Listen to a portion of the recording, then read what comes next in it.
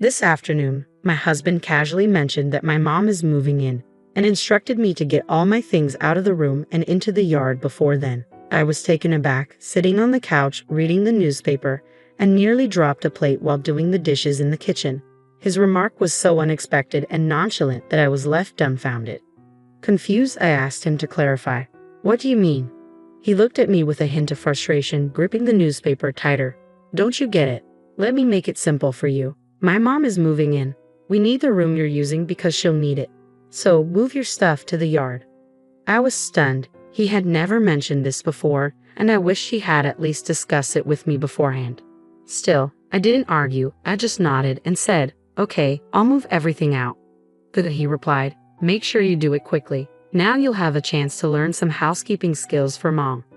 I was speechless. I knew he was close to his mother, but this felt like an extreme measure. I must have been too shocked to respond. It was clear he had asked her to move in without prior notice, and the suddenness of it all left me feeling helpless. With a forced smile, I agreed. "Got it, I'll get everything out." As soon as the conversation ended, I pulled out my smartphone and made a call. I wasn't going to let this go unaddressed. My husband looked at me, puzzled. "Who are you calling?" he asked, but I didn't bother explaining. "Hey, I'm back," I heard a voice call out as soon as my husband Tom returned from work. Tom and I had been married for 2 years. We met shortly after I graduated college and started working for an apparel company, and we quickly fell in love and married. "Welcome home," I greeted him, rushing from the living room to the entrance. "How was your day? What about dinner?" It was a routine I followed to avoid upsetting my domineering husband. "I'm starving. Let's eat first," he said, and I hurried to prepare dinner. "Grilled fish tonight. Looks delicious. Let's eat while it's still hot." We had a pleasant dinner and conversation, but things shifted when I brought up a thought I'd been having. I've been thinking about going back to work soon. We don't have kids yet, and our savings are dwindling.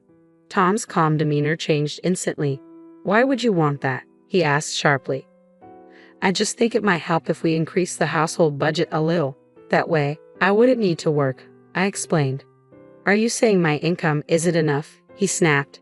"That's not what I meant at all," I defended. "I'm just suggesting that if the budget were slightly better, I wouldn't need to go back to work." Tom responded curtly, "I give you $250 every month. Isn't that enough?" I had always intended to continue working, but the conversation took a turn I hadn't anticipated. Before we got married, I had made it clear to my husband that I wanted to have children. He didn't agree, preferring that I focus on staying home. The monthly allowance he provided was just $250, which was unrealistic even though we lived in a house inherited from my late grandfather with no mortgage. $250 a month for 2 people was barely enough to cover the basics. I couldn't help but blurt out my frustration. "We can't live on that." Instantly, I clamped my hand over my mouth. But the damage was done. He reacted with anger, shouting, "Why can't you make it work? Where is all that money going? My mom said she could manage on that much." His reaction was fueled by a sense of obligation to his mother. After losing his father in a traffic accident during middle school, he had been raised by her, and it seemed he had developed a deep reliance on her opinions. To him, her word was law, and he expected me to follow it as well. I, too, had lost a parent, my father, when I was in high school, and had been raised by a single mother.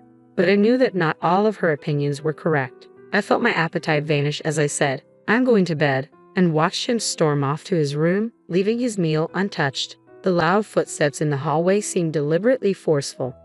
I questioned myself, wondering why I had married this man. Others might say I should leave him, but despite everything, I still loved him. He was usually a decent person, and I wished he would focus on our relationship rather than his mother. I silently hoped that one day he would turn away from his mother's influence and truly connect with me.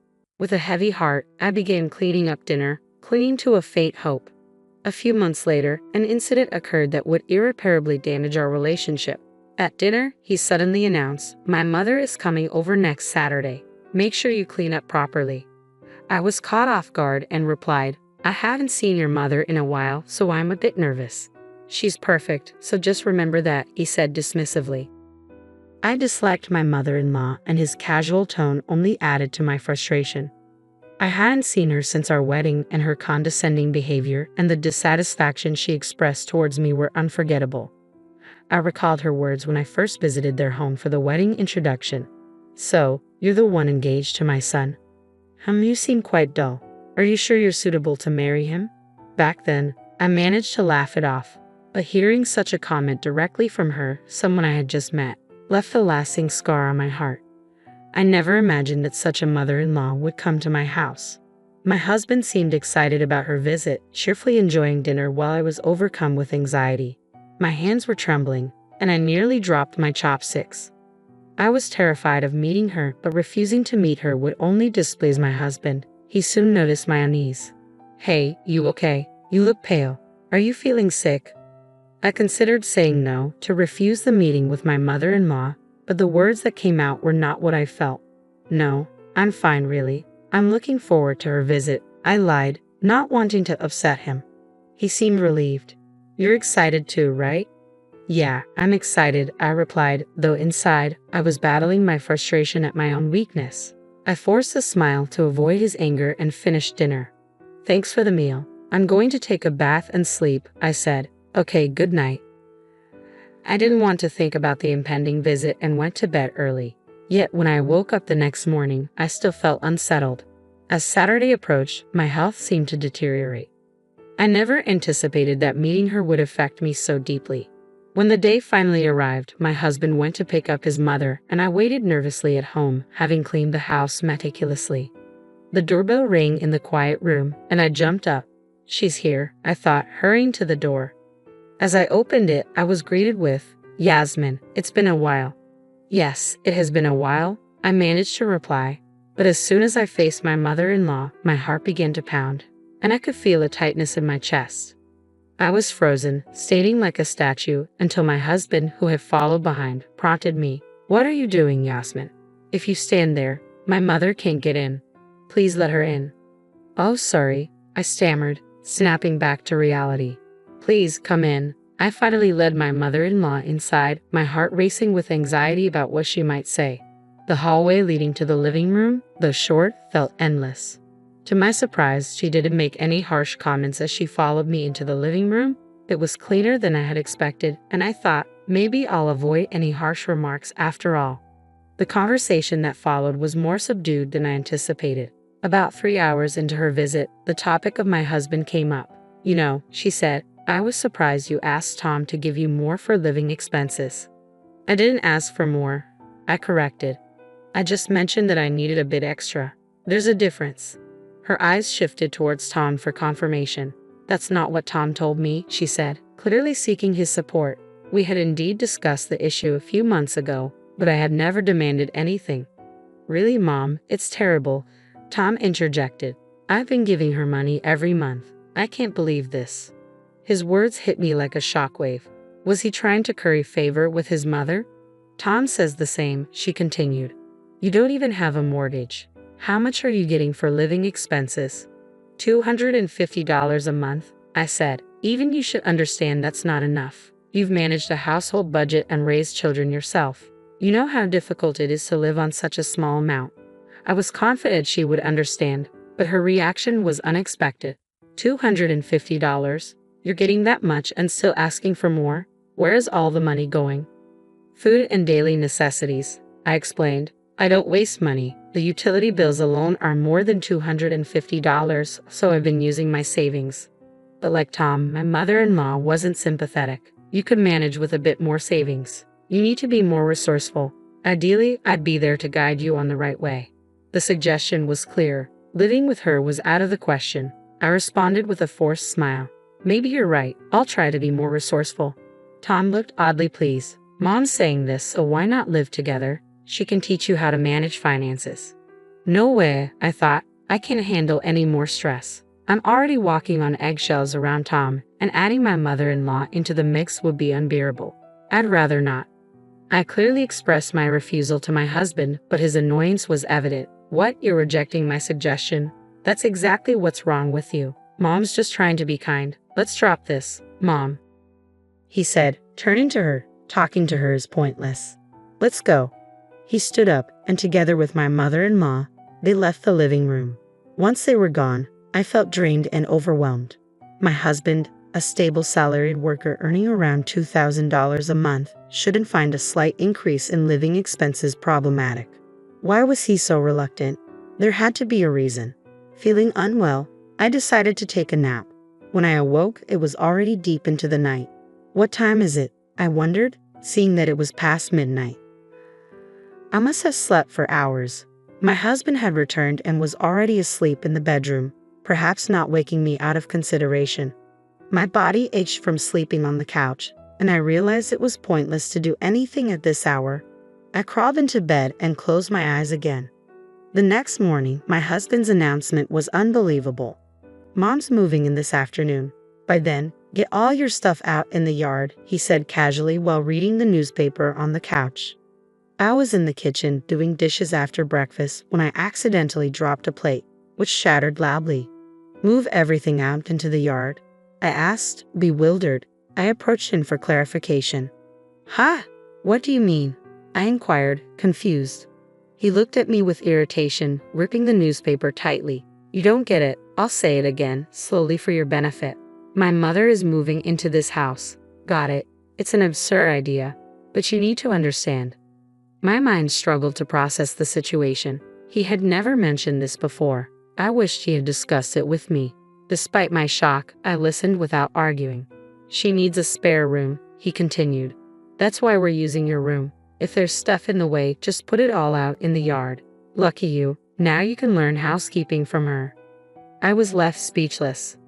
I knew my husband had a strong attachment to his mother, but this was crossing the line. It seemed clear that he must have already discussed living together with her when he returned yesterday. I was stunned by the sudden decision for his mother to move in. Nothing else seemed to matter anymore. "Fine, I'll put everything out," I said, barely containing my frustration. "Got it. Make sure you do it right." The moment our conversation ended, I pulled out my phone and made a call. I wasn't going to let this go without a response. My husband looked at me, puzzled. "Who are you calling?" he asked, but I ignored him. I meant what I said. I would move everything out, but I didn't want to live with a mama's boy any longer. If his mother was that important, they could be together. My anger had turned into a deep resentment. "Yes, that's right, including the land." "Yes, please," I continued, speaking to the real estate agent. My husband's voice grew louder and more impatient as he shouted, "Are you even listening? Stop making calls on your own." I continued talking, undisturbed. This house, inherited from my grandfather, was now my property, and I had the right to do whatever I wished with it. If my husband and mother-in-law were making unilateral decisions, so could I. After ending the call, I finally turned to my husband. "Stop it. You're being so noisy. Can't you see I'm on the phone? It's incredibly rude." "What kind of way is that to talk to your husband?" he snapped back, clearly annoyed. "I can't stand this any longer," I retorted. "You act so superior, but you don't even contribute properly to our living expenses. How are you any better? You make nearly $2,000 a month but only give me $250. Where is the rest of the money going? Are you having an affair or something?" His face turned red with rage. He slammed the newspaper onto the floor and grabbed me by the collar. "An affair? Don't joke about that. Why would you accuse me of that when I'm working hard every day?" Despite his anger, I remained calm. "Then why don't you contribute more to our household? If you're not doing anything wrong, there's no reason you can't. I'm not asking for all your salary, nor have I restricted your allowance." His tone softened slightly. "Well, yes, but men have their own social obligations," he said, still defensive. "I see, so you expect me to handle everything at home while you enjoy yourself outside. I'm just a convenient housekeeper to you." His grip on my collar loosened, indicating I had hit a nerve. He attempted to change the subject, but it was clear. "Anyway, my mother will be moving in today. I might increase the living expenses a bit," he said, heading back to the living room. I called after him. "That's fine, but I'm not planning to live together. If you really want to live here with your mother, I'll leave." He turned back, clearly surprised. I couldn't imagine continuing to live with him and my mother-in-law under these circumstances. Exhausted from this life, I kept my gaze cold. He noticed and approached me again. "Are you really going to leave?" "Of course, I'm leaving right away," I replied firmly. "Just wait a moment." I went to my room and returned with copies of the petition for divorce, marriage certificate, and summons from the court. I handed them to him as he slumped on the sofa. "Here, look at these. Are you sure about this? Don't come back regretting it."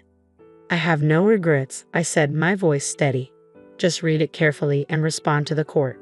My determination is firm. I just want to cut ties with this mama's boy as quickly as possible. From now on, I'll leave everything to my lawyer. Well, thank you for everything, I added, preparing to leave with my belongings. There's no alimony, right? I haven't done anything wrong, I asked, making sure. Sure, that works for me, he replied, relieved. To avoid any trouble later, let's agree in writing not to divide any assets. His face softened, clearly relieved not to have to pay alimony. We signed an agreement to forgo any alimony and not to divide any property. This formalized the end of our marriage. An hour later, just as I was about to leave with my packed belongings, my mother-in-law arrived. Where are you going with all that luggage? She asked. I'm leaving this house, I said. Please discuss the details with Tom. I wish you both happiness, I said with a smile, feeling a sense of liberation. The prospect of never seeing them again made my heart lighter. The world outside seemed brighter than ever. It had been a long time since I felt this clear-headed. First, I went to see my lawyer to discuss the next steps, then visited a real estate agent to arrange a new flat. I couldn't move in immediately, so I spent the week in a hotel. I hadn't heard from my ex-husband, and I figured he and his mother were probably settling into their new routine. That was until he called. Speak of the devil, I muttered, answering the phone. He sounded furious. What's this about an eviction notice? He shouted. Calm down. What's happened? I replied, brushing my teeth in the bathroom. I set the phone down to rinse my mouth, but his angry voice still reached me faintly. What are you doing? This isn't a joke, he snapped. I picked up the phone again and moved to the bedroom. You never change, always so angry, I said, but let it go. Never mind that. Answer me, he demanded. All right, the eviction notice. The house you and your mother are living in no longer belongs to anyone. That's probably why you received it, I explained. He seemed bewildered. You don't understand, so we'll explain again, I said firmly. I hold the rights to that house. It's now owned by the real estate company and is going to be sold. No way. That's so unfair. You didn't tell me about something this important, he yelled, shocked and enraged. You didn't share anything significant with me either. You decided to live with your mother without consulting me. It's too late now. If you don't hurry up with the move-out process, you'll be reported, I said coldly. That house was our joint property. You can't just sell it like that. It's invalid. Cancel it, he protested. Are you stupid? Did you forget we both signed an agreement that there would be no division of assets? That house was mine from the start, and I can do whatever I want with it, I said, pushing him away. His reaction confirmed he had completely forgotten the terms of the contract. His disregard for everything related to me had worn me down. I felt a wave of disappointment as I tried to end the call. Are we done? Do you understand now? This is the last time I'm discussing this, I said, preparing to hang up. Hey, wait, we have nowhere to go if we get kicked out suddenly, he exclaimed. That's not my problem. You've been stingy all this time, so you must have plenty of money. Figure it out. Why don't you rent a flat or a house? I responded coldly before ending the call. His once assertive tone faltered, and he began stumbling over his words. I don't have any money. I don't have any savings. I can't believe it. How can an adult have no savings at all? How unplanned can he be? My indignation flared. If he'd been in front of me, I might have struck him. Really hopeless, I muttered, shaking my head. I was right to divorce you. You're old enough to have savings, yet you contributed nothing to living expenses and just squandered money. There's no way I'm helping you. His pleading only steeled my resolve. Please, just a little bit, he started. Why don't you ask your mother? That's a good idea. So goodbye, mama's boy. Don't ever contact me again. I ended the call with finality and immediately blocked his number. Why should I help someone like him? If he seriously thought he'd get aid from me, he was mistaken. After everything was settled, I lay down on the soft bed of my new place, gazed at the ceiling, and proudly gave it the middle finger. 2 weeks later, I moved into my new flat. It's smaller than my old house, but it's clean and I feel quite content. My ex-husband and his mother eventually left the house. The real estate agent informed me they resisted initially but vacated when threatened with police involvement. They had underestimated me even after the divorce. I resumed my old job and the warm welcome from my colleagues was heartening. One day, a colleague invited me to lunch and asked, "Is it okay if I ask why you got divorced?" Well, it's complicated, I said. Let's talk about it over drinks sometime. But I do have a question. I hadn't seen Tom around lately. What happened? Oh, right, you don't know, my colleague said, their expression changing. Tom officially resigned due to distress, but the truth is, he was fired for embezzling company funds. It happened around the time you left. Embezzlement? I was stunned. How much did he embezzle? About $220,000, my colleague replied. I was so shocked I stood up, raising my voice. The other diners turned to look at us. Keep it down, my colleague whispered. Sorry, but that's a huge amount. Didn't he get caught? The boss wanted to handle it quietly, they explained. Tom didn't go to the police, but if he doesn't repay the money soon, he might be reported. Those are just rumors, though. The full story isn't clear. As I processed the news, I realized it wasn't entirely surprising given his character. Always concerned with appearances and squandering money on socializing, his downfall was predictable. But it was no longer my concern. I'm still young, and I want to build a new life and find happiness with someone who truly cares for me. After talking with my colleague, my resolve to move forward only strengthened.